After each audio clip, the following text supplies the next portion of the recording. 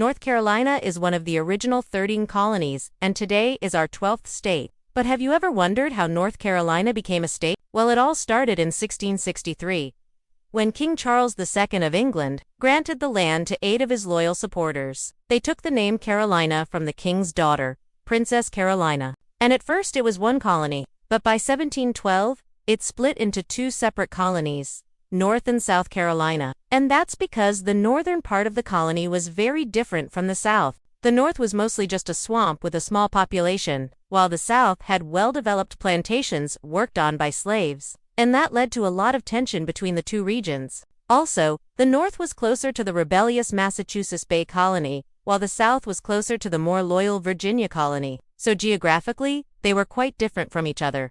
And so, in 1712, the 2 colonies split, and North Carolina became its own thing. Life in colonial North Carolina was tough. The coast was crawling with pirates. There was barely any infrastructure, and settlers were always clashing with the British. When the American Revolution hit, North Carolinians jumped in, sending delegates to the Continental Congress and passing the Halifax Resolves for independence. And so, North Carolina became one of the first states to join the United States.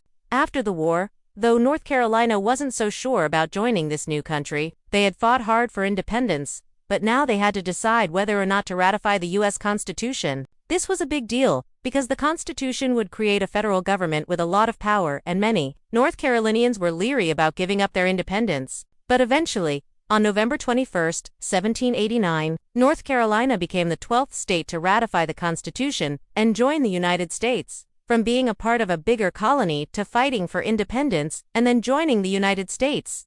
North Carolina's journey to statehood was a wild one. So there you have it. Thanks for watching. And remember, if you want to learn more about state history, subscribe for more information.